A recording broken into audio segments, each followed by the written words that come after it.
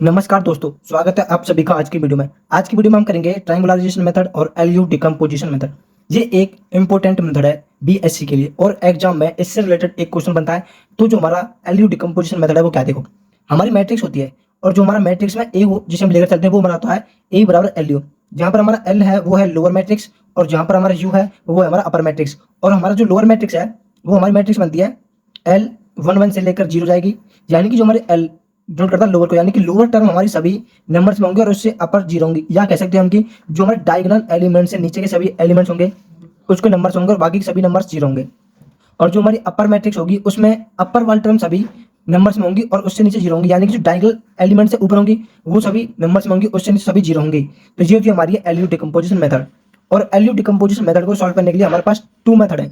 सबसे पहला मेथड हमारा डू लिटिल मेथड। जो हमारा डू लिटिल मेथड है वो कहता है हमारा जो हमारा L11 यानी कि जो हमारा डू लिटिल मेथड है ये कहता है हम इसके अंदर जो हमारी लोअर मैट्रिक्स होती है उसमें हम डायगोनल एलिमेंट्स को वन लेकर चलेंगे। डायगोनल एलिमेंट्स वन होंगे और हमारी जो मैट्रिक्स होगी अपर मैट्रिक्स वो हमारी सेम रहेगी। तो ये मेथड होता है हमारा डू लिटिल मेथड। इसको सॉल्व करने के लिए क्या करते हैं, हमारे पास मैट्रिक्स दी गई होगी, इक्वेशन दी गई होगी A11 x प्लस में A12 x2 प्लस में A13 x3 बराबर b1 है, A21 x1 प्लस में A22 x2 प्लस में A23 x3 बराबर b2। इस प्रकार हमें तीन इक्वेशन दी गई होंगी और इसको कैसे सॉल्व करते हैं। अब नेक्स्ट स्टेप है इसका, हम अपनी तीनों इक्वेशंस को लिखते हैं ए एक्स बराबर बी। अब हमारी जो इक्वेशन थी 3 वो जो हमारे एलिमेंट्स है ए, यानी जो कोफिशिएंट है एक्स वाई जेड्स के उनके कोफिशिएंट को लिखा हमने ए A11 A12 A13 A21 A22 A23 A31 A32 A33। ये तो हमारे ए की मैट्रिक्स बन गई। और जो हमारे एक्स की बनेगी वो बनेगी x1 x2 x3 और जो बी की बनेगी वो बनेगी b1 b2 b3। ये हमने मैट्रिक्स बना लिया। अब हम क्या करेंगे, अब हम लेकर चल रहे हैं ए बराबर एल यू, जहाँ पर हमारा एल क्या है लोअर मैट्रिक्स है, यू क्या अपर मैट्रिक्स है। और यहाँ पर जो हमारा डू लिटिल मेथड है इसके अंदर लोअर मैट्रिक्स के अंदर हम जो डायगोनल एलिमेंट होंगे वो हमारे सभी वन होंगे और उससे नीचे एलिमेंट्स हमारे नंबर्स में होंगे और डायगोनल एलिमेंट से ऊपर के सभी जीरो होंगे। और लेकिन हमारे जो अपर मैट्रिक्स होगी वहां पर अपर में सभी नंबर्स में होंगे और उससे नीचे जीरो होंगे। तब अब इनका मल्टीप्लाई करेंगे, ए बराबर एल यू है यानी ए बराबर एल यू इनका मल्टीप्लाई करेंगे, इनका मल्टीप्लाई होगा फर्स्ट कॉलम इसका इसके साथ प्लस इसका इसके साथ प्लस इसका इसके साथ, वो इधर लिख दिया हमने। यानी ए हमारे पास A11 A12 A13 ये हमारे मैट्रिक्स है और इनका मल्टीप्लाई जब हम करेंगे फर्स्ट रो फर्स्ट कॉलम ये आएगा हमारे पास, फिर फर्स्ट रो सेकंड कॉलम फिर ये आएगा हमारे पास, फिर फर्स्ट रो थर्ड कॉलम फिर हमारे पास ये आएगी। उसी प्रकार हम सभी का मल्टीप्लाई करेंगे 1 बाय 1 और हमारे पास ये आ जाएगा। अब इसके बाद हम क्या करते हैं, elements of L and you can be obtained by equating the corresponding element of 3 in following steps. अब इनकी हमें वैल्यू निकालनी होती है अपनी U11 L21 U11 इन सभी की वैल्यू हमें निकालनी है। इन सभी की वैल्यू कैसे निकलेगी, जब हम इनके कोफिशिएंट्स को यानी इनको इसके साथ इक्विट करेंगे। अब क्या करेंगे, पहला स्टेप हमारा comparing the elements of first रो।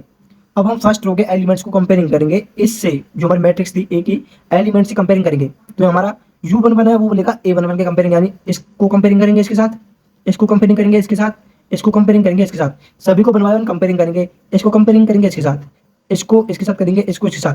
तो हमने सबसे पहले करा comparing the corresponding elements of first रो।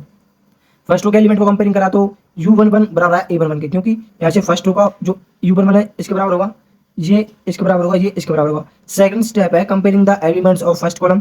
सबसे पहले फर्स्ट रो उसके बाद फर्स्ट कॉलम। अब फर्स्ट कॉलम को कंपेयरिंग करेंगे, इस कॉलम को इसके साथ कंपेयरिंग करेंगे। थर्ड स्टेप है हमारा comparing the element of second row. सबसे पहले हमने फर्स्ट रो लिया, फर्स्ट रो को कंपेयरिंग कर दिया, फिर फर्स्ट कॉलम को लिया, फर्स्ट रो कंपेयरिंग कर दिया। अब उसके बाद सेकंड रो को लेंगे, सेकंड रो को इस रो से कंपेयरिंग करेंगे। और जो हमारा फोर्थ स्टेप बनेगा उसमें हम लेंगे अपने सेकंड कॉलम को और फिफ्थ स्टेप में करेंगे अपनी थर्ड रो को।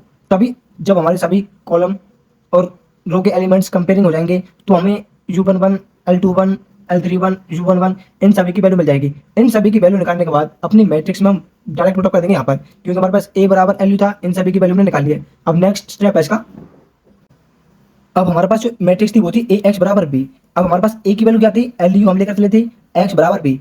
अब हम क्या कर रहे हैं, अपने यू और एक्स को हम जेड बराबर लेकर चले हैं, यू एक्स को हम जेड बराबर लेकर चले ताकि हमें आसानी से सॉल्व कर सके इक्वेशन को और एक्स बाय जेड की यहाँ से वैल्यू निकाल सके। तो यू एक्स बराबर जेड लेकर चल रहे हैं और हमारे पास यू एक्स को जेड लेंगे तो हमारे पास बचेगा यहाँ से एल और जेड। एल जेड बराबर बी है क्योंकि ये बी के बराबर था। अब यहाँ से जेड बराबर था हमारे पास Z1 Z2 Z3। अब हम क्या करेंगे, putting the value of L Z and be in equation 6। जब अपनी वैल्यू को हम पुटअप करेंगे यहाँ पर एल की हमारे पास ये थी 100 L21 10 L31 2 3 1 0, जेड की वैल्यू Z1 Z2 Z3 और बी की वैल्यू थी B1 B2 B3। इन सभी की वैल्यू ने यहाँ पर पुटअप कर दी। अब यहाँ से पुटअप करने के बाद हमें वैल्यू मिलेगी अपनी Z1 की, Z2 और Z3 की। जैसे हमें यहाँ से वैल्यू मिलेगी अपनी Z1 Z2 Z3 की, तो Z1 Z2 Z3 की वैल्यू हम यहाँ से निकालेंगे। इन ये हमारी 3 इक्वेशन बनेंगी। इन 3 इक्वेशन को सॉल्व कर करके Z1 Z2 और Z3 की वैल्यू निकालेंगे। अब क्या करेंगे, इन सभी की वैल्यू निकालने के बाद वापस अपनी वैल्यू को हम पुटअप कर देंगे। यहाँ पर हमारे पास u भी है, हमें निकालनी है एक्स वाई जेड की वैल्यू और जेड की वैल्यू हम यहाँ पर पुटअप कर देंगे। तब यहाँ पर पुटअप करने के बाद जो हमारे पास जो इक्वेशन बनेंगी मैट्रिक्स की फॉर्म में, वो कुछ इस प्रकार बनेंगी। Putting value of u and z in equation 5। Equation 5 में पुटअप कर देंगे u x z, ये हमारी u की है अपर मैट्रिक्स, ये हमारी x की वैल्यू है, ये हमारी z की वैल्यू है। अब जब हम इसका मल्टीप्लाई इसके साथ, इसका मल्टीप्लाई इसके साथ, इसका मल्टीप्लाई इसके साथ करेंगे तो हमारे पास 3 इक्वेशन बनेंगी। अब इन 3 इक्वेशन को जब हम सॉल्व करेंगे तो हमें यहाँ से x1 x2 x3 की वैल्यू मिलेंगी और वही हमारे क्या होंगे, सॉल्यूशन होंगे इक्वेशंस की, जो हमारी 3 इक्वेशन थी। On solving these equation we get the value of x1 x2 x3 which is the required solution of the given system of equation. और यही हमारे क्या होंगे, इक्वेशंस के सॉल्यूशन होंगे। हमें निकालना होता है कि x1 x2 x3 की वैल्यू क्या है या x y z की वैल्यू क्या होंगी। जो हमारा डू लिटिल मेथड है, बड़ा ही सिंपल सा मेथड है। सबसे पहले क्या करते हैं, हम अपनी इक्वेशंस को मैट्रिक्स की फॉर्म में लिखते हैं। मैट्रिक्स की फॉर्म लिखने के बाद हम पुटअप करते हैं a बराबर LU। जब a बराबर LU हम पुटअप कर देंगे, पुटअप करने के बाद हमें क्या मिलेगा, LU की वैल्यू लिखेंगे हम और U की वैल्यू लिखेंगे, क्योंकि L हमारा लोअर मैट्रिक्स है, U हमारा अपर मैट्रिक्स है। इनका आपस में मल्टीप्लाई करेंगे और इन सभी की वैल्यू निकालेंगे। L11 L12 L13 U11 U12 U13 इन सभी की वैल्यू निकालेंगे। इन सभी की वैल्यू निकालने के बाद अपने यहाँ पर पुटअप करेंगे। हम लेकर चलते हैं ax बराबर b, ax बराबर b लेकर चलते हैं और LU a की जगह पुटअप करेंगे LU और x हमारा ये बराबर b के, UX को हम z बराबर लेकर चलेंगे। अब इसको सॉल्व करेंगे हम और इसको सॉल्व करेंगे। इसे सॉल्व करने से हमें यहाँ से z की वैल्यू मिलेगी। z की वैल्यू मिलने के बाद हम यहाँ पर पुटअप करेंगे, यहाँ से हमारे x की वैल्यू मिलेगी। हमें यही सॉल्व करना है कि x y z की वैल्यू क्या होंगी और वही हमारे सॉल्यूशन होते हैं इक्वेशंस के।